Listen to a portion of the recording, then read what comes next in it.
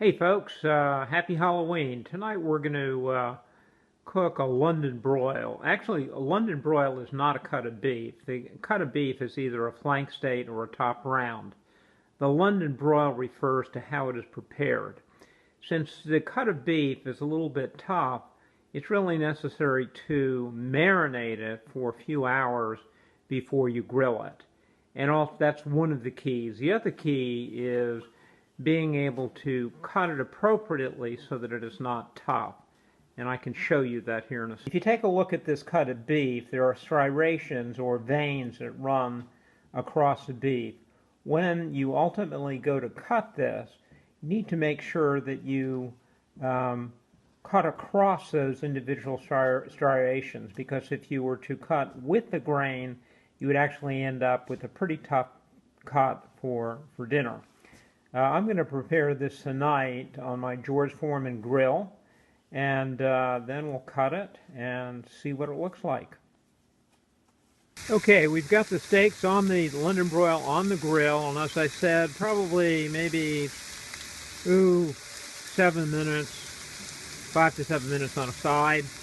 Actually, what I would always recommend is that you have a meat thermometer, which I have right here, and what I will do is that I will test the meat, and when we're at about 125 degrees, that's usually pretty good. So let's see how that goes. Okay, the next thing we're going to do is we're going to cut the beef. A couple of things that you ought to remember is you need to start with a really sharp knife. I've got a pretty good set of knives, but this chef electronic sharpener is a must in any kitchen.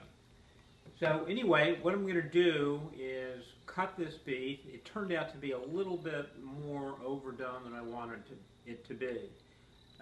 My thermometer said 125, which I thought would be medium rare. It's a little bit more done than I like it.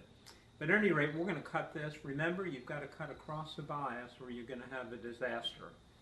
So all you do is you take the beef, and pardon me, this is a family affair, so I'm using my fingers instead of a fork. You just cut across.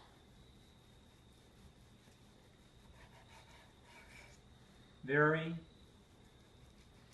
very thinly, if you can, and basically that's a piece of beef, and we're going to eat it in a minute.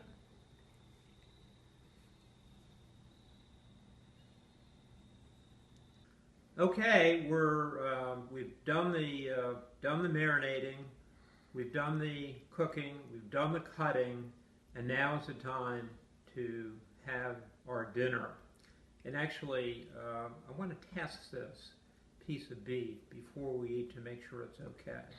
Hey, Indy, you want to try this?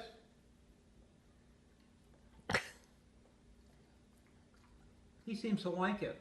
Bon appetit.